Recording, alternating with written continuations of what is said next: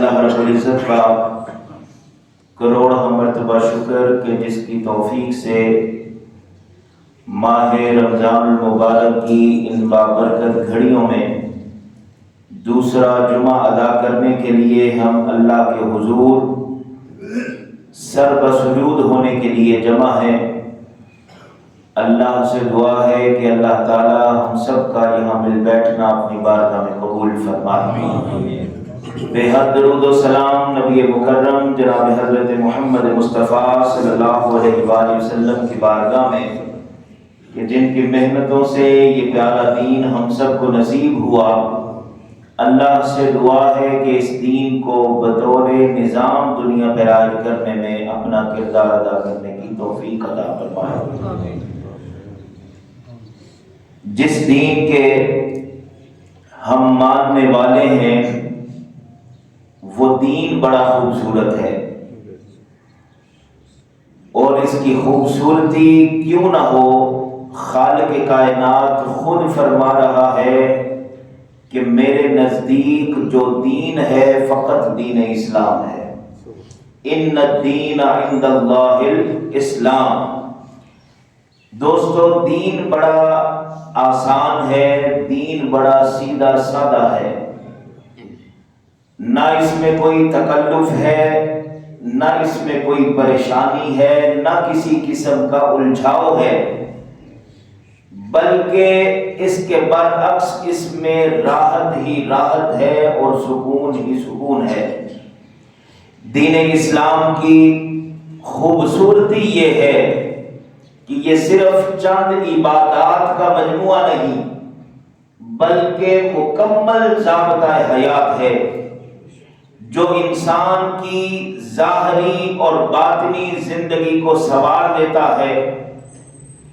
ایک طرف دین اسلام انسان کو رب کے ساتھ جوڑ دیتا ہے، اور دوسری جانب مخلوق کے حقوق ادا کرنے کا شعور دیتا ہے۔ اور اسلام یہی وہ دین ہے جس نے عورت کو عزت دی، جس نے یتیم کو سہارا دیا، غلاموں کو آزادی دی اور کمزوروں کو توانائی دی، اور انہیں یہ شعور دیا کہ تمہارے حقوق کیا ہیں اور انہیں کیسے حاصل کیا جا سکتا ہے۔ یہی وجہ ہے کہ جب دین اسلام کا نور پھیلا تو معاشرہ جہالت سے نکل کر علم، عدل اور رحم کی روشنی میں آ گیا، اور یہ دین وہ خوبصورت دین ہے جو دلوں کو جوڑ دیتا ہے، نفرتوں کو مٹا دیتا ہے، اور انسان کو دنیا اور آخرت کا راستہ دکھا دیتا ہے جو کامیابی والا راستہ ہے۔ حاضرین محترم، لیکن حقیقت یہ بھی ہے کہ کچھ لوگ جو دین کی تشریحات کرنے والے ہیں، انہوں نے دین کو اتنا مشکل بنا کر دنیا کے سامنے پیش کیا کہ وہ شریعت کے احکام جو مستحب کا درجہ رکھتے تھے انہیں بھی اتنا بڑھا چڑھا کر پیش کیا کہ نیا آنے والا بندہ پریشان ہو جاتا ہے کہ میں ان مستحبات پر عمل کیسے کر سکتا ہوں۔ یعنی جو درجہ نفل کا تھا اس کو بھی ہم نے فرض کے برابر دے کر دین کو مشکل کر کے پیش کیا، اور اس کے برعکس دین لانے والے میرے اور آپ کے آقا حضرت محمد مصطفیٰ صلی اللہ علیہ وآلہ وسلم کا طرز عمل کیا تھا۔ ام المومنین حضرت عائشہ صدیقہ رضی اللہ تعالیٰ عنہا بیان کرتی ہیں کہ رسول کریم صلی اللہ علیہ وآلہ وسلم کو اختیار ملتا کہ دو چیزوں میں سے امت کے لیے ایک چیز اختیار کر لیں، تو ام المومنین فرماتی ہیں کہ ہمیشہ رسول پاک کا طرز عمل یہ تھا کہ امت کے لیے آسان چیز کو اختیار کرتے، بلکہ ایک اور انداز سے دیکھیے نبی کریم صلی اللہ علیہ وآلہ وسلم جب آپ نے مختلف علاقوں میں گورنر بھیجے، اپنے نمائندے بھیجے، کہیں پر معاذ بن جبل کو بھیج رہے ہیں، کہیں پر سیدنا علی المرتضیٰ کو بھیج رہے ہیں، کہیں پر کسی کی ڈیوٹی لگ رہی ہے، تو انہیں جو خاص نصیحت کی جاتی، انہیں جو سبق پڑھا کے بھیجا جاتا، وہ کیا تھا؟ نبی کریم صلی اللہ علیہ وآلہ وسلم فرماتے کہ لوگوں کو خوش خبریاں دینا، نفرت نہ دلانا۔ مطلب کیا؟ فرمایا دین کے قریب کرنا، دین سے دور نہ کرنا۔ یہ ہے نبی پاک صلی اللہ علیہ وآلہ وسلم کا طرز عمل۔ اب آئیے میں آپ کو قرآن کی ایک آیت پڑھ کے سناتا ہوں کہ خود رب ذوالجلال ہمارے لیے کتنی آسانی چاہتا ہے۔ یعنی قرآن کا ہر حکم ہی بڑا نرالا ہے، ہر حکم پر قربان ہونے کو جی کرتا ہے، لیکن قرآن کے اس حکم کو ذرا دیکھیے، یعنی جب آپ پڑھیں گے، اسے سنیں گے، دل چاہے گا کہ وہ ذوق کئی دن تک برقرار رہے، اس کو بار بار دہرایا جائے، اتنا خوبصورت حکم۔ انداز دیکھیے، سورہ بقرہ ہے، آیت نمبر 185، فرمایا یرید اللہ بکم اليسر، فرمایا اللہ تمہارے لیے آسانی چاہتا ہے۔ رب جو دین بھیجنے والا ہے اس کا فرمان سنیے اور اپنے کلیجے کو ٹھنڈا کیجیے۔ فرمایا اللہ تمہارے لیے آسانی چاہتا ہے، ولا یرید بکم العسر، اللہ تمہارے لیے کوئی مشکل نہیں چاہتا۔ جب پیغام دینے والا رب خود فرما رہا ہے کہ میں تمہارے لیے آسانی چاہتا ہوں، تو آپ ذرا خود سوچئے اس دین میں کوئی مشکل ہو سکتی ہے؟ اس دین میں کسی قسم کی کوئی تنگی ہو سکتی ہے؟ نبی کریم صلی اللہ علیہ وآلہ وسلم نے ہمیں جو دین پہنچایا ہے وہ بڑا آسان ہے، دین بڑا واضح ہے، بڑا خوبصورت ہے، اس میں ذرہ برابر بھی کوئی تشدد نہیں ہے، کوئی الجھاؤ نہیں ہے۔ دین ہماری فطرت کے عین مطابق ہے۔ دین اسلام نے ہمیں وہ روشنی دی ہے کہ جو پہلی امتوں کے عمل سے بھی ہم کو الگ کر دیتی ہے۔ میں چند مثالیں آپ کے سامنے رکھنا چاہتا ہوں۔ پہلی امتوں میں سے اگر کسی کا کوئی کپڑا ناپاک ہو جاتا، نجاست لگ جاتی، تو وہ کپڑا پانی سے پاک نہیں ہوتا تھا، دھونے سے پاک نہیں ہوتا تھا، اس کپڑے کو کاٹنا پڑتا تھا۔ اس دشواری کو ذرا سمجھیے، نجاست لگ جاتی ہے، لیکن ہمارے لیے کیا حکم ہے؟ فرمایا تم پانی سے اسے دھو دو تو یہ پاک ہو گیا۔ پھر آپ دیکھیے کہ انہیں مال غنیمت اگر مل جاتا تو ان کے لیے جائز نہیں تھا کہ ان سے استعمال کرتے۔ رسول پاک صلی اللہ علیہ وآلہ وسلم کے لیے، آپ کی امت کے لیے مال غنیمت کو حلال کر دیا گیا۔ پھر ہم سے بھی غلطی ہو جاتی ہے، انسان ہے، بھول جاتا ہے، کبھی جان بوجھ کے بھی گناہ کر بیٹھتا ہے، لیکن پہلی امتوں کا حال کیا تھا کہ اگر کوئی غلطی سرزد ہو جاتی، کوئی گناہ ہو جاتا، تو ان کے دروازے پہ لکھ دیا جاتا کہ آج تم نے یہ گناہ کیا۔ آپ ذرا محسوس کیجئے اس تنگی کو کہ گھر سے نکلنا ہی بندے کا محال ہو جاتا ہے، لیکن ہمارے لیے کیا حکم ہے؟ فرمایا تم میرے محبوب کی امت ہو، غلطی ہو جائے توجہ میری طرف کر لینا، رجوع اللہ کر لینا، بس کسی کو بتانے کی بھی ضرورت نہیں، سچے دل سے توبہ کرنا، ایک نہیں سارے گناہ کو معاف فرما دو۔ یہ دین اسلام ہے، لیکن اتنی آسانی کے باوجود لوگ کہتے ہیں کہ دین پہ عمل کرنا بڑا مشکل ہے۔ جس سے پوچھو کہتا ہے دین اوہو بڑی مشکل ہے جی، میں تو بڑا سادہ سا بندہ ہوں، بڑی مشکل ہے دین پہ عمل۔ کیا مشکل ہے؟ وضو کرنا مشکل ہے، نماز پڑھنا مشکل ہے، سچ بولنا مشکل ہے، اچھے اخلاق کو اپنانا مشکل ہے، حقوق اللہ اور حقوق العباد کو ادا کرنا مشکل ہے۔ کیا مشکل ہے؟ یعنی آپ سردی کے موسم میں مسجد میں آئے ہیں تو آپ کو ہیٹر بھی میسر ہے، گرم پانی کا بھی بہترین انتظام ہے، گرمیاں آ گئی ہیں تو اے سی بھی چل رہے ہیں، بہترین کارپیٹ بھی موجود ہے، ہر سہولت کے باوجود پھر بھی کیا نماز پڑھنا مشکل ہے؟ صرف مسجد کی طرف قدم اٹھانا مشکل ہے اور کوئی مشکل نہیں۔ یعنی اتنا خوبصورت دین، اتنا پیارا دین، آپ نے روزہ رکھا ہے، آپ بھول گئے، آپ نے کچھ کھانا شروع کر دیا، پینا شروع کر دیا، فوراً ساتھ اگر کوئی آپ کو دیکھ بھی رہا ہے تو اسے منع کر دیا کہ فوراً اسے بتانے کی ضرورت نہیں، اسے نہ روکو۔ کیوں؟ نبی کریم صلی اللہ علیہ وآلہ وسلم نے فرمایا اسے تو رب کھلا رہا ہے، رب پلا رہا ہے۔ اتنا پیارا دین۔ حضرت عبداللہ بن عمر رضی اللہ تعالیٰ عنہ، انہوں نے ایک فیصلہ کر لیا کہ میں روزانہ ہی روزہ رکھوں گا، نفلی روزہ۔ اب روزہ رکھنے کی بھی کوئی شکایت لگا سکتا ہے؟ گھر والوں نے شکایت لگا دی کہ حضرت عبداللہ بن عمر نے یہ فیصلہ کر لیا ہے کہ میں روزانہ ہی روزہ رکھوں گا۔ لیکن جو طبیب کائنات تھے، جو میرے اور آپ کے آقا محمد مصطفیٰ صلی اللہ علیہ وآلہ وسلم، وہ جانتے تھے کہ امتی کے لیے آسان عمل کیا ہے، آسانی کس چیز میں ہے۔ آپ نے بلا لیا، فرمایا تم نے یہ فیصلہ کیا ہے کہ روزانہ، بابا جی نے فیصلہ کر لیا جی روزانہ ہی روزہ رکھنا ہے۔ بھائی روزہ تو آپ نے رکھنا ہے، رکھوانا کس نے؟ بی بی نے اٹھ کے کھانا بھی دینا ہے، پینا بھی ہے، صبح بچوں نے اسکول بھی جانا ہے، پھر وہ اٹھے گی، پھر اس نے گھر کے کام بھی دیکھنے ہیں، وہ اس کا سکون آپ برباد کر دیں کس کے لیے؟ نفلی روزے رکھنے ہیں۔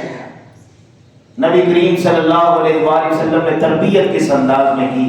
فرمایا، اللہ قرآن میں فرما رہے ہیں من جاء بالحسنۃ فلہ عشر امثالھا، فرمایا عبداللہ تو 3 روزے رکھ مہینے میں اور اللہ ایک کے بدلے تجھے 10 روزوں کا ثواب عطا فرمائے گا، اور 3 رکھے گا تو 30 کا ثواب تمہارے نامہ اعمال میں لکھ دیا جائے گا۔ یہ ہے نبی پاک صلی اللہ علیہ وآلہ وسلم کتنی خوبصورتی سے دین ہمیں پہنچا رہے ہیں۔ حدیث طویل ہے لیکن بات جو سمجھانا چاہتا تھا وہ آپ کو سمجھ آ گئی ہے۔ دین بڑا آسان ہے، ہم نے اسے خود مشکل بنا لیا ہے۔ وہ کسی سے پوچھے کر رہی تھا جب یہ شروع کر لیا نا پھر ساری زندگی پڑھنی پڑتی، میں کہ یہ تمہارا فلسفہ ہے، یہ دین کا اس میں شرعی کوئی حکم ایسا موجود؟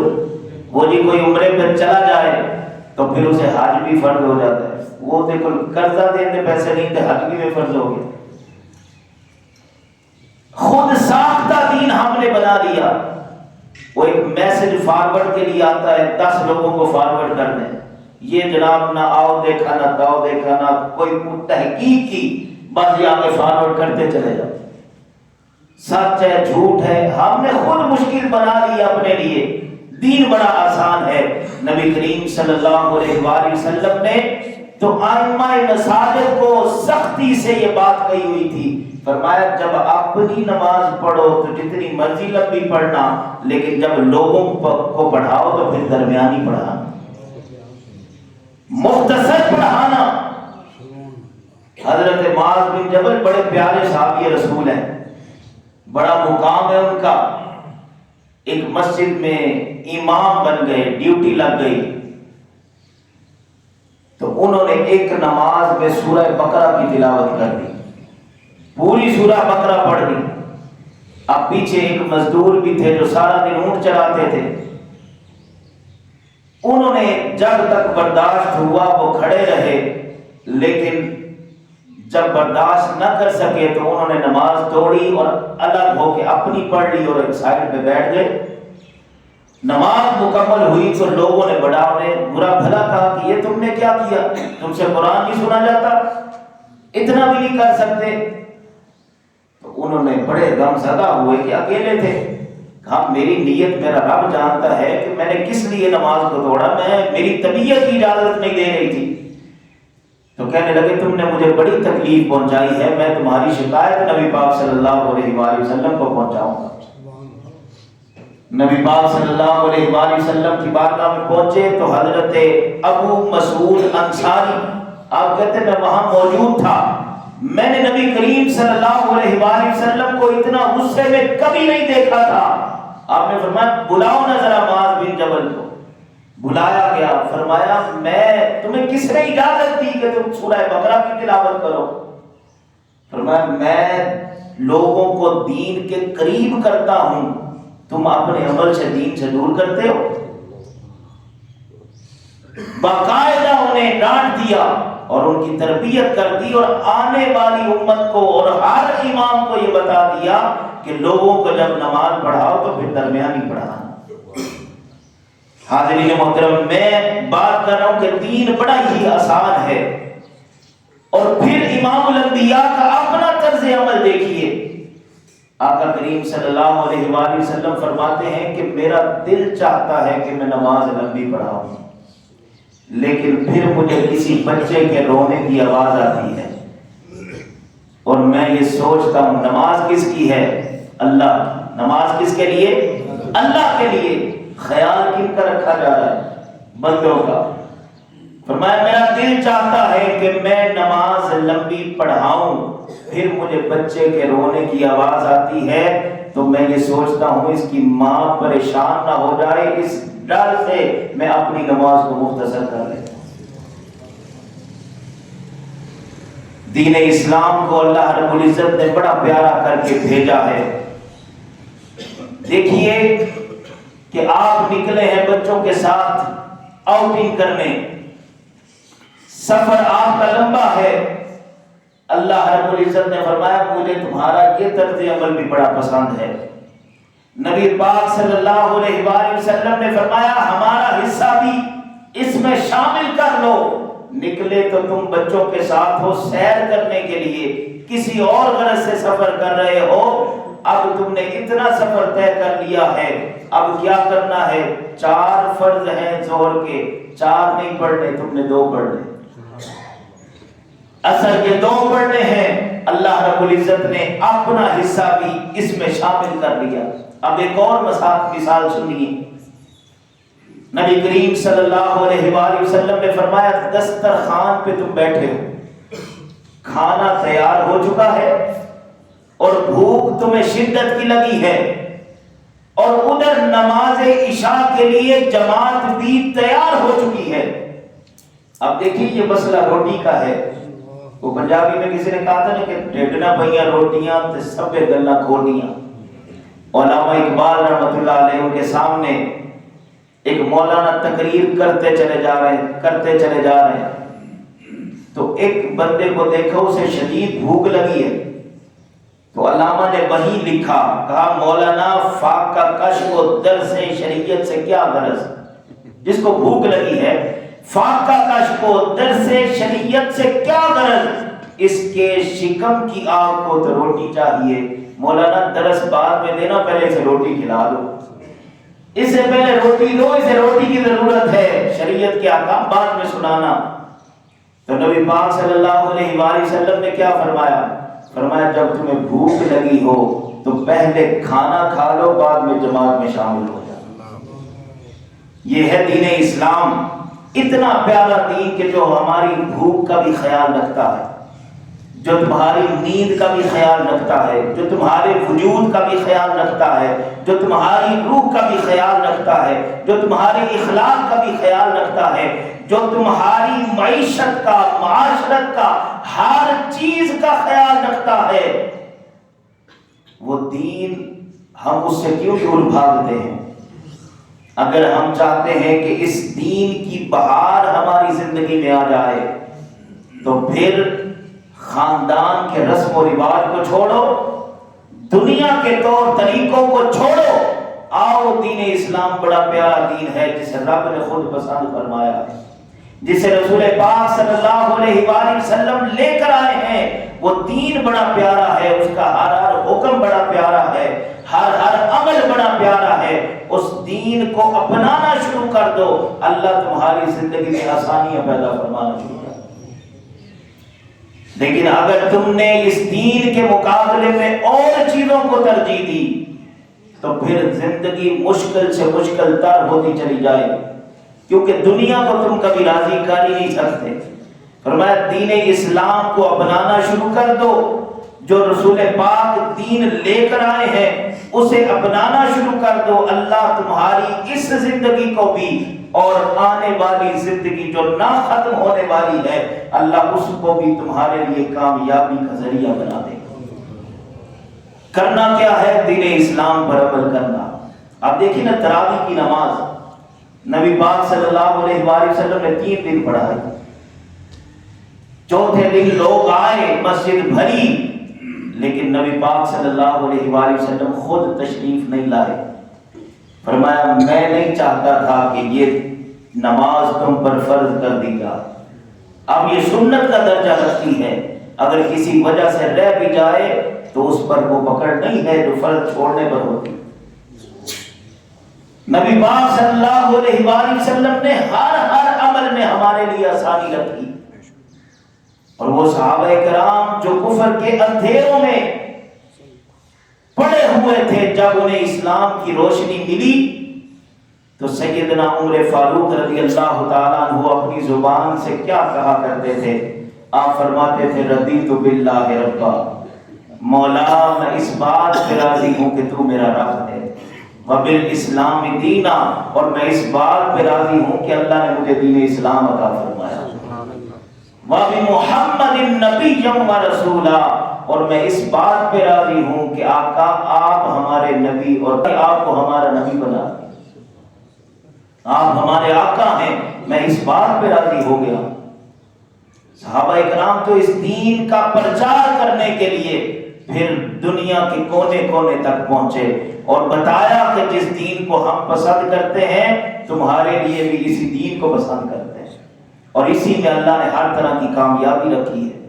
اللہ کریم ہم سب کو ہمیشہ اس دین اسلام پر استقامت عطا فرمائے، اور ماہ رمضان المبارک کی بابرکت گھڑیوں میں یہ عہد کر کے جائیں کہ شریعت کا کوئی بھی حکم ایسا نہیں ہے کہ جو ہماری طبیعت پر بوجھ بن سکتا ہے یا اس پر عمل نہیں کیا جا سکتا، بلکہ آپ ایک قدم بڑھائیں گے اللہ کی رحمتیں 10 قدم بڑھا کے آپ کا استقبال کریں گے۔ اللہ رب العزت ہم سب کو عمل کی توفیق عطا فرمائے، وما علینا۔